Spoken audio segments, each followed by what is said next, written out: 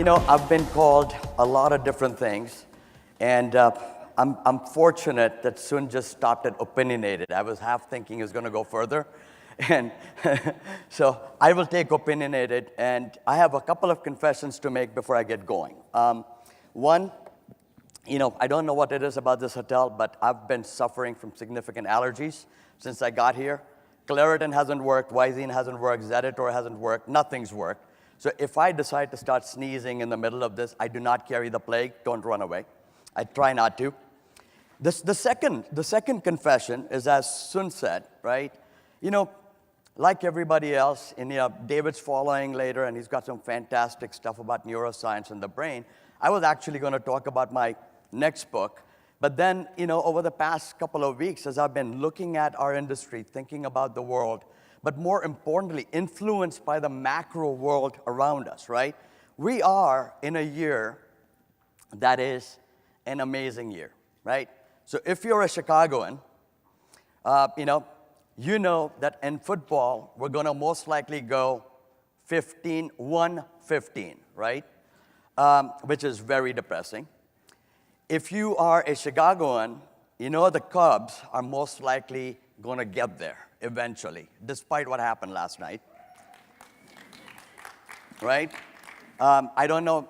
But also, the other big thing is we're seeing an unbelievable election year, and we're seeing our society change and our world change. And as I thought about all of those things, right, one of the things that I talked about is how does it affect all of us here? And I've not been in the research industry for my entire career. I've only been, quote, directly in the research and insights industry for the last couple of years, right? But I have been a user, I have been influenced by it, and great research and great analytics and great data put together has been what I have lived with for 32 years as I've helped companies, large and small, solve problems, right? And so as I got into this industry a couple of years ago, and as I kind of looked at it, and as I deepened my understanding of the business, and as I got to know a lot of people, I realized that, man, there is something here that for some reason, like the shoemakers that I grew up with in India, right, that built great shoes and repaired great shoes, never had shoes for their kids, we've kind of landed up allowing ourselves to be put in a box. Okay, and so because this is a historic year, and I'll talk about the year 78 in a couple of minutes, I thought I would use this opportunity to not pitch my next book. You'll get a chance to hear about it later, but talk about what could we do to command the boardroom. Does that make sense? Anybody interested in that? Or would you rather have me talk about turkey sex and monkey sex? Because I can do it, not as well as Stephen did yesterday, but I can talk about those subjects as well. But let's stay with the subject here, commanding the boardroom, right? The title of what I want to talk about is how do you command the boardroom? We all know this, simple. Create value, right? If you create great value, you'll become valuable. As Sun showed at VF, he created an agenda that actually drove a huge amount of traction. But what does that value look like? And how do you take that value to become really valuable? And how do you really get back to the boardroom? And so I'm going to talk about those things in a few things. But let's first understand that we're living in a very, very disruptive world, aren't we? Right? We have a world where driverless cars are delivering pizzas, right?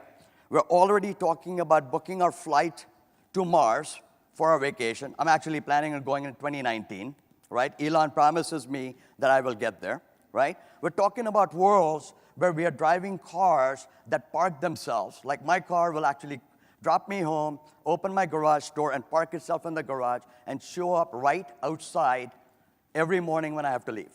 It's called a Tesla, right? I mean, some of us have them and stuff like that. So we are living in a world that's hugely disruptive, but we talk about the disruption in terms of the companies, right? If I were to say Tesla, everybody knows it, Uber, everybody knows it, but actually, it's not the companies that are creating the disruption, it's these guys. How many of you recognize at least 5 people in those pictures? I can't see. Okay, a number of you. Okay, who wants to tell me about the young lady right next to Jeffrey on the bottom row second from the left, my left. Huh? ClassPass, exactly. Her name is Payal Kadakia. She's 28 years old, right?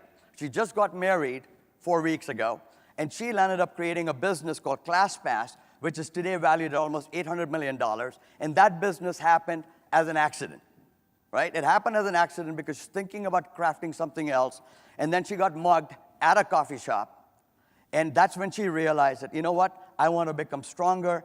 She started wanting to go work out, couldn't find a place to work out, and then created this whole concept called ClassPass, right? Problem for guys like me who always have an excuse not to work out. I have zero excuse. You can actually buy a ClassPass for the gym in this hotel if you don't stay here, right? That's what she's done. You know, if you look at Evan from Snapchat, if you look at obviously Zuckerberg, Mark up there, these are the people that are fundamentally changing the world. The ideas that are disrupting our world are coming from them because they're instigating, they're inventing, they're thinking about the world differently, but that is the board today. It's not the board that looks like this, right? It's not the board. Now, some of you might turn around and disagree with me because when you go to your boardrooms, they do look like pinstripes, right? I decided not to wear a tie today, just, because I wanted to be cool, right? And stuff like that. But at the end of the day, they kind of sort of look like this in terms of clothing, maybe not the way I look. But the other thing that these guys have done as they've changed the way a board looks, feels, acts, is they've also changed what a boardroom looks like. Anybody from Palo Alto here? This is a place called Antonio's Nut House. Founded in 1972, used to be a hangout from the time of Intel coming up and stuff like that. It's an absolutely cheesy dive. It's so cheesy that they don't even clean the floors except for once a week. The cool thing here, if you haven't been there, is you have a gorilla in a cage, and he has nuts, right? Peanuts. And if you really want some snacks without paying for them, then you got to go steal those peanuts from the gorilla in the cage, right? This is the place that absolutely has lived through, and it's in a very gentrified neighborhood, but it looks exactly the way it did 12 years ago when I first got there. How did I first go there? Because when you live in Palo Alto and you're part of the tech community and the startup community, which I've been for a while, you really realize that there is no other place to go than that if you really want to meet the people who are driving the world of the future. Mark Zuckerberg came up with the idea with a few of his buddies, and he's there on the bottom left-hand corner, for Facebook, and that became their place to go hang out almost every evening. And you know what? Mark never got treated any differently than anybody else. Steve Jobs, when he was younger, when he was hanging out, would hang out at Antonio's Nut House, and nobody would treat him differently. Travis and his buddy actually got the first level of funding for Uber at the Antonio's Nut House. At about 10:30, after about a lot of drinks, there are a few people who wrote them a few checks, personal checks. That's how the thing. So Antonio's Nut House is the boardroom. Even if anybody goes down to Palo Alto, go down there, and what you'll see is people in there, which is very different than this guy. Do you know who he is? He's the only market researcher that ever made it on the cover of Time as Time's Man of the Year. You know when that was? November 14th, 1938. 78 years ago. And this guy was blind in his right eye, was born blind in his right eye. He started his career as a draftsman, then he became a salesman, and then he did mechanical odd jobs, what we call handyman today. And then somewhere along the way, landed up becoming a researcher at General Motors and became a head of research at General Motors, and it's thanks to him that we had General Motors become the most valuable company in the entire world at that point in time, and was the framework that he set that set up the brand structure that allowed GM to become huge, right? Sloan gets credit because he was the CEO and he was a mastermind, but Henry Grady Weaver was fundamentally the guy who set up the strategic framework because he believed that by going and understanding what people do and what people want and how they choose, he can define what kind of cars GM should make and whether they should all have the same name or not. Profound. 78 years ago, right? That was the guy who fundamentally legitimized the fact that we had a place in the boardroom. However, today we don't. And there's a reason for that. Here's what. Here's one of them, okay? If you look at the June issue of Quirks, right? How many of you subscribe to and or get and or read Quirks? Right? I do too, right? The problem here is, this is our trade magazine, and if you look at the headline, Innovation in Market Research, Threat or Opportunity? What kind of a question is that? Really? Right? Isn't it funny? What kind of a question is that? I mean, how is innovation anything other than a friggin' reality that we have no choice but to live with, otherwise we're going to die? And so I read this. And you know what they talked about as innovation? A little new cool thing that we have and another cool. And trust me, we do the same thing, and I've done that for a big part of my career, right? Create new methodologies, create new tools, and go, man, this little thing is going to be the absolute cure for every problem you have, right? You come to my booth, and you come talk to me later this hour, I can promise you I have 3 products that will change the world. Not, right? They're products, they'll help, they'll facilitate. But fundamentally, that is our problem. When we as an industry are discussing fundamental issues that are realities, fundamental aspects of our existence, and we talk about them as if we have a choice, no, we don't. We do not have a choice about whether we have to innovate or not. We don't have a choice whether we have to evolve or not. You know why? Not because I'm saying so, because this guy did. Or well, maybe this guy did, right? Because anybody know who he is? I actually put his name at the bottom, Charles Darwin, right? I mean, he talked about it. And he framed it by going on the Beagle on an expedition that took 4.5 years. He collected this, and he, in a world that was ruled by religion, was an atheist, and he made a fundamental point. And the fundamental point was evolution is a reality. I did a speech for the American Marketing Association at their summer conference for academics. And the fundamental point I talked about, because they had this whole big discussion around, is innovation radical or is innovation incremental? Which one should we be doing? And I just went and told them, I said, guys, innovation is a reality. Whatever you think is radical actually started off as a small incremental thing that once it built up into a bunch of things became radical, right? And it was a reality, and I just called it, and I said, you know, it's like evolution, right? You didn't have somebody go from being, you know, as we've seen those classic pictures, from being an ape to being a human being in one night, right? Now, sometimes I may wake up the next morning feeling as unsophisticated as one of those guys. Depends on what I drank the night before. But you know what? In reality, evolution takes a while. And so it's, as Charles Darwin said, it's not about who's stronger. It's not about who is more intelligent. It's actually about who responds and adapts to change faster. And the fact of the matter is, as an industry, we're living in a world of dramatic change. You know, if you go to Tokyo, which is one of my favorite cities, you know, there is a crossing called the Shibuya Crossing. And the Shibuya Crossing is considered to be one of the most busiest crossings in the entire world, okay? Now, if you go down that street, all of the red lights, all the lights go red at the same time, and about 2,500 people cross at that specific moment, starting at 3 o'clock in the afternoon and goes on till about 5:45. And I, you know, because I'm a geek, and my wife was with me, she may be somewhere in the audience, so honey, don't yell at me for calling you out.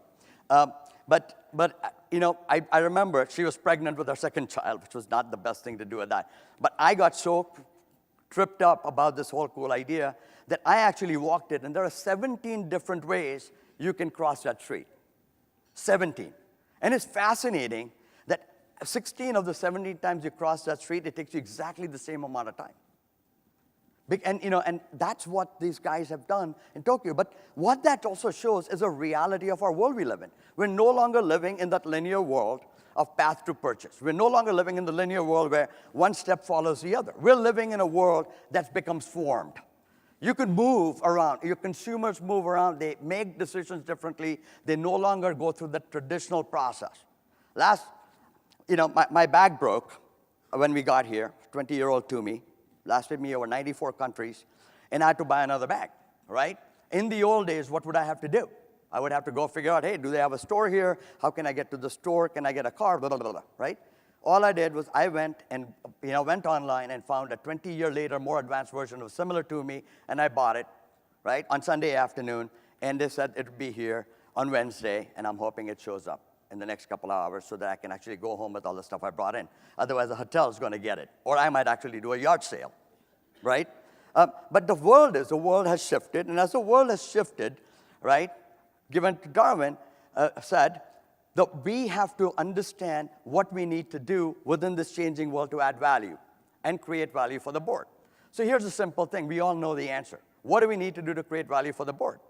We need to fundamentally get them ideas, insights, and ways that they can absolutely get to some level of growth, right? That's the only currency anybody in the C-suite understands. That's the only currency that anybody on the board understands, right? And so the question becomes, how do you do that? I'm going to talk about three things very specifically, and I'm going to use three very different examples to bring these to life. First one is about the fact that you got to deliver insights. And we go, yes, I understand we need to deliver insights, but what I talk about is big insights, right? Because what's happened to the world insights over the last few years is sometimes we confuse an insight with an observation. Sometimes we confuse an insight with an interesting new fact that just came up, okay? And so we've gotten to a lot of lowercase insights. So let's think about uppercase insights. And I'll talk about an example. An uppercase insight is not just about what did I learn about the consumer and stuff, but it's also got to be stuff that how does it relate to your business? How does it integrate into your business model? How do you make sure that what you're creating is commercially viable or that it actually will have an effect to the business that translates into dollars and cents? Because the one thing and the only thing is that there's a currency when you want to go into a boardroom is the currency itself. The second part about becoming valuable is about being objective and being seen as the objective person or people or group or resource within the company that can give them the ability to either stay focused on the right things or point out to new ideas and give them confidence that the new idea, new approach is a different way. And the third one is giving them reassurance, because it doesn't matter how good you are. It doesn't matter how well you do. It doesn't matter how well the business is doing today or how poorly it's doing today. It will always be different tomorrow because the world's changing. I was talking to a colleague that I hadn't met or seen from Citibank, and she mentioned this the other day, that there was a point in time when Citibank looked like it was going to go out of business. Like there were every day, every week, you wondered. But then now look at it back again. It's one of the strongest financial services companies out there. So time is one of those things, and reassurance. And you might think, boy, you really think my CEO and my board want reassurance? Yeah, trust me, they do. They're people. And they have more fears, and there are fewer people they can talk to about their fears, right? So 3 examples. The first one is my favorite, because again, I'm from Chicago. I travel a lot, and I eat a lot of junk food. This is my favorite place to go for it, right? McDonald's. Everybody know McDonald's? Everybody eats at McDonald's occasionally? Yep, right? Okay, McDonald's is a classic case of a great brand that became great over time, right? It was a place, good friends, family, and fun, right? It was a destination for America, and they built their entire business on the model of, I'll get you good food at good value quick, right? Good food, good value quick, good food, good value quick. Bring your kids in, bring a family in, and you'll get the food and stuff like that. But a little over a decade ago, they suddenly kind of started hitting a rough patch, and they said, we need to grow. And this was the world. If you read one of my books, it's called The Information Economy, there's a lot of data that came in a lot of segments, right? So suddenly segmentation became very fashionable in a broad way. So they went and there are people who want healthy food, right? We all got into the healthy thing. My wife was one of them. And so guess what they did? We need to give you salads. So, they started giving you salads.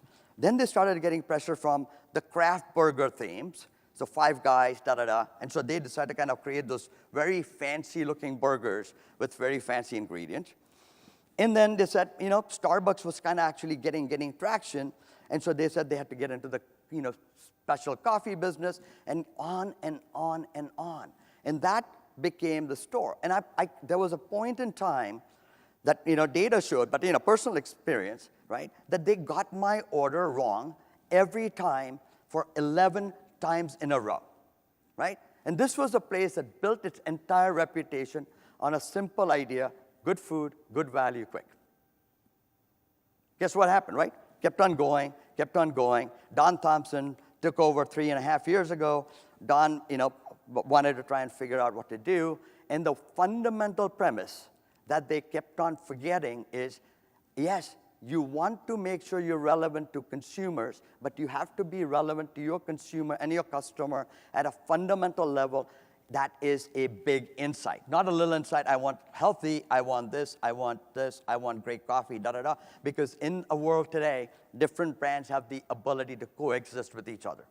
Well, Stephen Easterbrook, who is now the CEO, first guy from the non-operating ranks of McDonald's to become CEO, right, was the chief brand officer. And he is from Europe, and he understands the power of consumers and consumer insights. And so guess what he did? He basically built a plan that was built around the big core insight. How does the business operate? How does the business make money? And what is the one thing where McDonald's solves a problem better than anybody else? And so guess what he did, right? He did what should have happened, or what should have never happened if you looked at an insight in a bigger way versus a series of small insights, right? He just took out 70% of the menu, right? All of the salads disappeared, the craft burgers went away, coffee became a little bit easier to get, not as good as it used to be, but still at least you get coffee, right? And then what's the second thing he did? He looked at what are people eating and buying, and where am I getting traction, and he made all-day breakfast. Well, guess what all-day breakfast is? It's easier to eat better food that people like. And then beyond that, what he did, if you look at what they talk about, is they're opening up new kind of stores that are much more experiential. Talk about, he's moving his headquarters from Oak Brook to Oprah Winfrey's studio space in Chicago. It's going to be cool, very interesting place. And he's betting $2 billion that when I set up more kiosks, I create a customization, but I do it on the terms that make sense for the brand, we will win. And guess what's happened? Since that transition about 15 months ago, they've had solidly performing operating results. But more importantly, they're getting the right kind of customers back. And it was interesting because a few years ago when I did a speech for the chief strategy officer of the Fortune 500 companies, the chief strategy officer of McDonald's at that point in time had asked me a question and said, we're winning people's wallets and we're winning their minds, but we're not winning their hearts. And my answer to her was, do you really, really, really need to win their hearts? Because as Stephen said yesterday when he talked about the monkey example, if they're voting for you with their dollars, why do you really need anything else? It's when they stop voting for you with their dollars, that's when you know that you don't have a relationship or a value proposition. And McDonald's has figured it out. It's about, let's make sure we're doing it in a different way. How many of you, as you think about this, think about your brands and think about what you do, and are you too focused on the narrow aspects of different things your brands could be doing and stuff like that, versus thinking about it within context of a larger issue? Let me talk about a second example, about objectivity, right? About being able to have senior management look at the world in a different way because you can show it to them. I'm from India. We have weddings. We have great weddings. Our weddings last for anywhere between 7 to 12 days, okay? They're exhausting, which is part of the reason why we don't ever want to get married again, okay? And it works, okay? I've been married for 29 years, and I have no plans of ever going through this process again, okay? But the other part you might know of India, right, is we are a patriarchal society in majority, right? Which means the guy tends to be supposedly, and it's truly suppose it, because as my team knows, they saw it last night at dinner, we know who wears pants in my family, not here. But, but the whole perception is that you do that.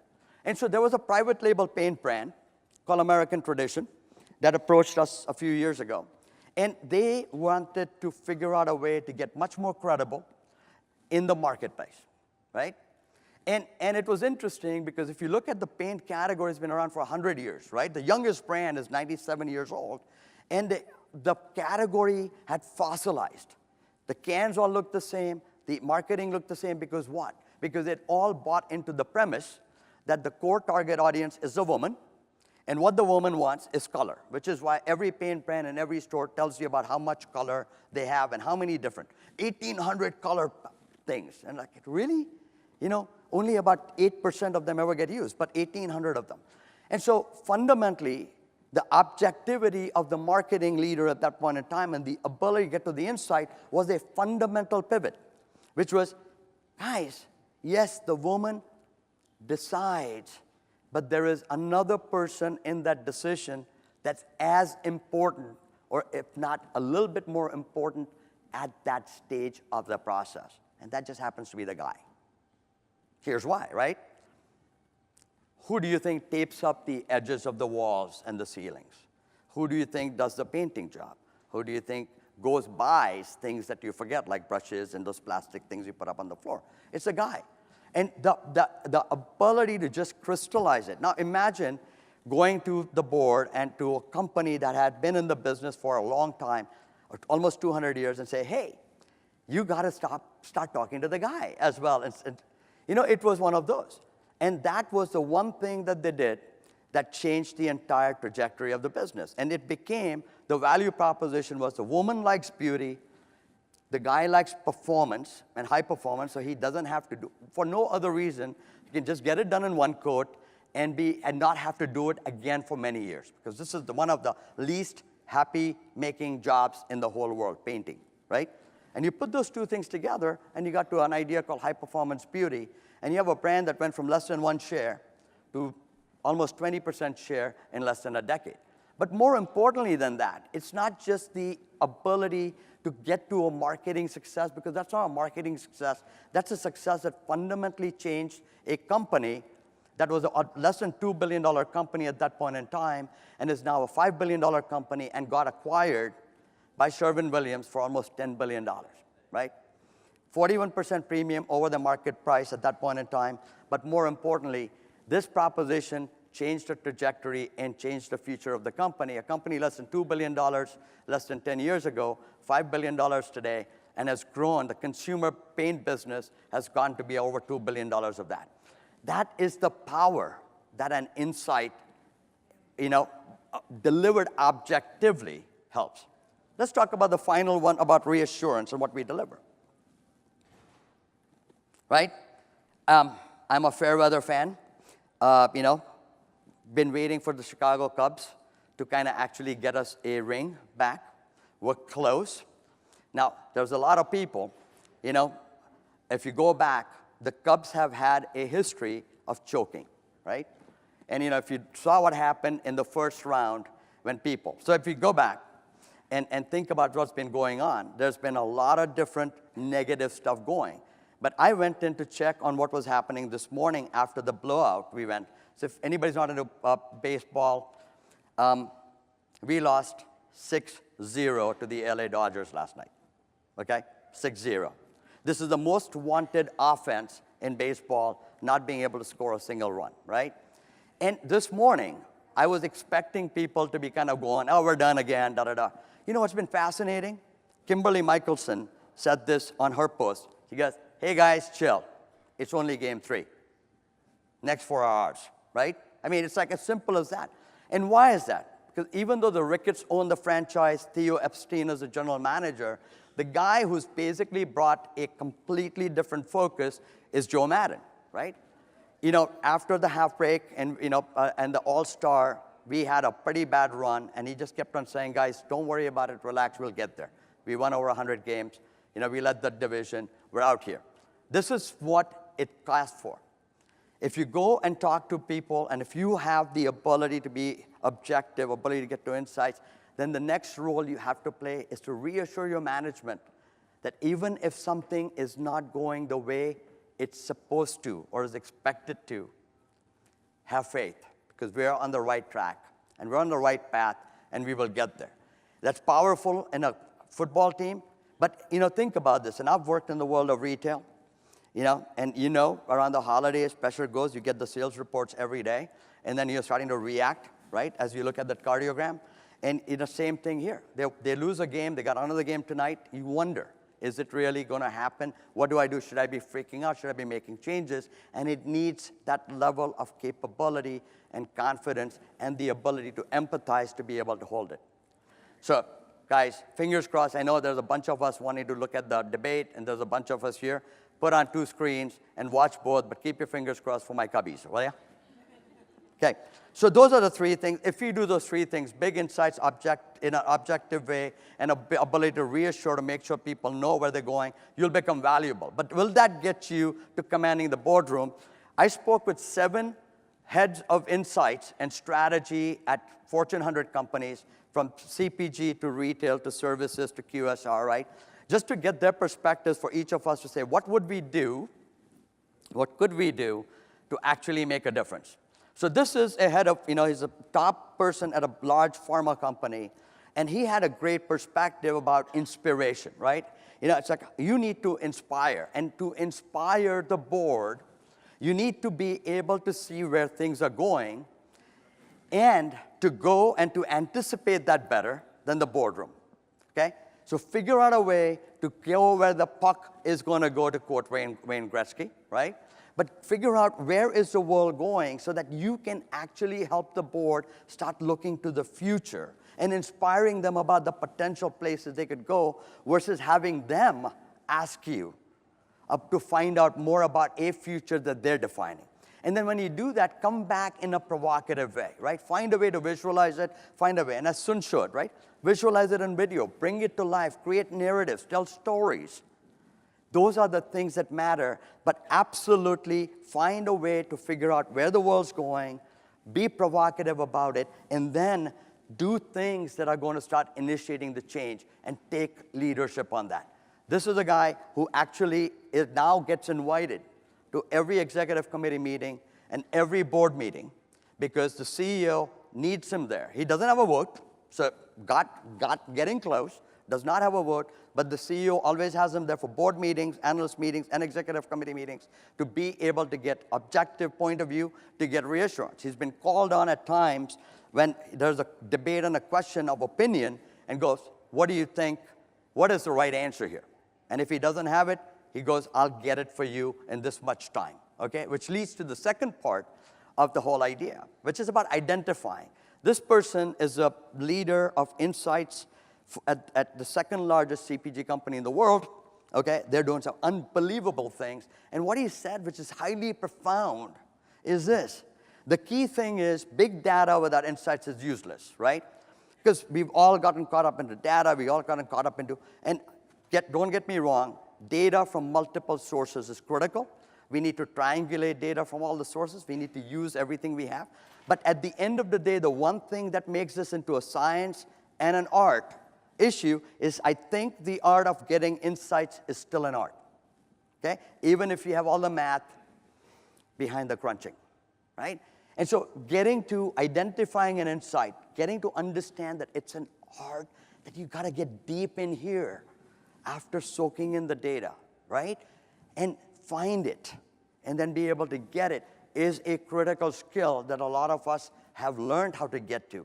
But we need to continue supporting that in the world that pivots. Science is important, but that science should let you get to the art before you go further on, okay? The third part is about catalyzing, right? So now you got it, what do you do? And this is a critical one, and this is why you see the kind of companies that we see in the exhibit hall, is I see less reliance on primary market research and more reliance on secondary as well as ad hoc passive research. It saves cost, it saves time, it saves money, and it's fast. And this is one of the things that we need to realize is the world, and you know this as well if not better than most other categories, right? We no longer have the time to go do this 6-month studies. We no longer have time, and that doesn't mean we still don't do them. For things that we need to get deeper, we have to. But for things that we need answers fast. And we need answers, good answers, right? And we need them efficiently done. And the fact that we have access to more than just primary data gives us the ability to start making bets and start learning how to get to answers faster. And this gentleman actually has a, quote, market research budget upward of $200 million, okay? So he knows what he's talking about. And he knows how he's using different things. And out of the over $200 million, he spends over $70 million just in qualitative to dig in deep, right? So it's not that he doesn't do the traditional stuff, but how he connects the dots. The next one is, yes, validate this stuff. So when you get to the idea, when you get to the insight, how do you go? The patience to wait an extraordinarily long time for answers is gone, so we have to do it quickly and reliably. And reliable and consistent are the key words here. This lady, is at one of the largest QSRs in the world, and her point here is, you got to do it fast, but you have to do it in a way that I can bet on the answers, and it can be scalable. Because a big problem as an industry we have is we've got a lot of innovation, we've got a lot of capabilities we're trying to build and create, but we're not able to do it in a way that's scalable for big brands on a consistent basis, and that's what she's asking for, right? And then once you validate it, you got to nurture it. This puppy dies. I know when Zoe asked a question yesterday of the group and said, how many of you find yourself going with data into the boardroom and then you find that they're going with the gut, right? And almost everybody raised their hands because that's a reality. Well, the reason for that is you can get people to buy the idea in one sitting, right? You can't get change anywhere in one sitting. So you got to nurture it. If you really, truly want strategic presence, you're going to be planting seeds with your core partners that pull them along the way. And that way, you don't have to sell so hard in the end. Sun talked about his 360-degree review. That's a problem we have. We get to an answer, but we haven't sold it in, we haven't nurtured it, we haven't kind of planted seeds along the way, so guess what happens? We have to then push hard and sell hard and argue. And man, the one thing I've learned, having been in boardrooms around the world for 30 years, you can't argue in a boardroom, right? You can't sell hard. They want reassurance in an objective way. They don't want a sales guy or a gal or somebody pushing hard. So you got to nurture. You got to be using that as a key part of your process along the way. Transparency works. Authenticity works, right? The ability to bring them along the way and make them part of the process absolutely works. And nurture. Nurture those insights. Nurture those answers, okay? And then, once you get it, once you have an insight, you got to protect it. It's fascinating.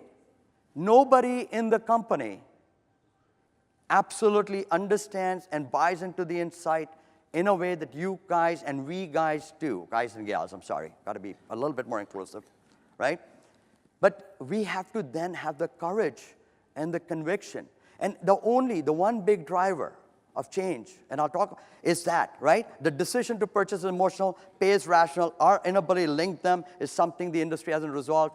This gentleman who says he sold more of his insights and approaches by getting the board to go with him onto the stores, out in the real world, and actually see real things happen for it to work. Take your people out. We helped one of the world's largest retailers, and the CEO is a young man who took over. Brilliant. First thing we did, let's just go walk stores without telling them we're coming. Let's go surprise. Let's just go walk in. Right? And it's fascinating what you learn right away. It saves you months and months of sitting in a boardroom trying to do PowerPoint. And then the final one gets down to growth, right? As this guy who's one of the lead insight, the head of insights for one of the largest grocery chains in the country, said, we are letting ourselves get so bogged down by the sexiness ton of information, the new things, we've forgotten how to ask a basic question. How do I win with my customer and the space? And as we said, they only care about growth. Get them there. Get to the answers that matter, okay? So let me just end with this. If you do those things, you'll command the boardroom, right? But let me not just tell you that, and let me tell you this. One person, 5'3", started as a biologist, studied to be a biologist, right? then became a journalist because she wasn't sure what to do with her biology degree, then became a PR person, and through that PR career landed up into this very unwieldy conglomerate called General Electric that owned a brand, a media brand at that point in time called NBC, right? And landed up kind of becoming kind of head of marketing, head of content, head of revenue generation at NBC. And when Jack Welch retired and Jeff took over, he brought her on as his chief marketing officer, Beth Comstock. How many of you know her? How many of you have heard of her? Right? Okay. Beth Comstock is the classic role model of somebody who fundamentally has the ability and becomes, right? So today, she is the first ever woman to be in the executive suite at General Electric in their 112-year history, right? She is now the vice chairman of all business innovations for General Electric. In addition to that, she also now runs the business that started GE 112 years ago, which was the lighting business. Remember the bulb that Tom Edison invented? Yeah, it's the oldest, the most cantankerous piece of business. She decided to take it on and run it. But more importantly, in 2003, when she took on the job as the chief marketing officer of GE, which, as you know, in a large company like that, is a staff job, right? You're basically making collateral, printing out annual reports, right? Getting speeches written for the CEO. But she didn't do any of that. Or let me correct myself. She actually did do all of that, but she changed the point of view. Her point of view is General Electric has to evolve and change and innovate into the future, otherwise General Electric is going to die. And Jeff Immelt supported it. So they went from the company that made good things come to life, and she was the one who pushed the whole idea of eco-imagination. She then, is now leading the entire pivot and the move towards the digital industrial company, GE. She is personally responsible for having generated almost over $100 billion, supposedly, of market cap improvements. But more importantly, she is the one who absolutely is being given credit by the analysts that follow GE as the person most responsible for the rebirth of GE as a credible, powerful force in today's, quote, digital industrial economy. 5'3", all of her. And when you talk to her, what she talks about is I try to get to insights and I try to get to ideas every day, and I fail almost every day. Remember when Sunil talked about I'm a failure and I've learned more, and we all kind of, laugh because it's kind of cute when a speaker comes and talks about it? This woman talks proudly about the fact that she fails every day. And she was responsible for actually creating a huge culture change at one of the largest, most hidebound, most fragmented, siloed companies in the world. And what made it worse? Bloody thing was so successful that nobody thought they needed to change. And she, one person, was able to make a significant level of difference. I've seen it close hand. I've seen it far off. I've seen her do it. I've seen her in places doing it. It's amazing what one of us can do. Okay? But let me show you the thing that she used to get everybody at the company aligned behind her and Jeff. Ideas are scary. They come into this world ugly and messy.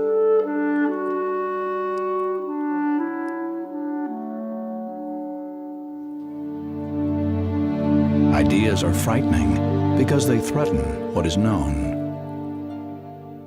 They are the natural-born enemy of the way things are.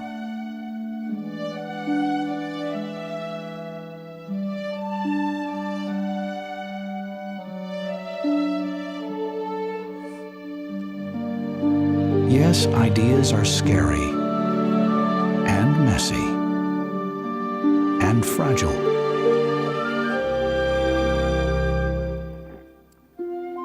But under the proper care,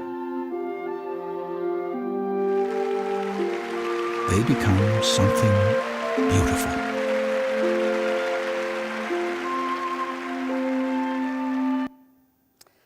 Ideas are scary. Insights are scarier because at least ideas has something tangible, right? Insights, you're still trying to bring it to life. But it's something that there's people in this room, people in this industry really know how to do well, right? And I think, like that says, I mean, I can watch that thing every time. It gives me goosebumps. It makes this worthwhile, right?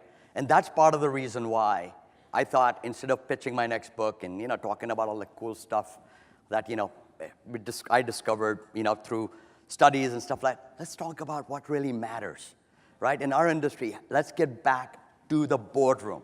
Great theme of the conference, great theme. Get back to the boardroom. That's why what we have on every chair is a little red thing, right? And it's about trying to create a movement, hopefully, within our industry. May not work, right? Most of you might think it's cheesy, but cheesy works sometimes for me, right? Put this on, it says take back your seat, right? Let's go and make an impact. Let's go make a difference. Let's go do what Beth has done at GE, what some of you are doing at your companies, but what most of us could continue doing a lot more of. Thank you.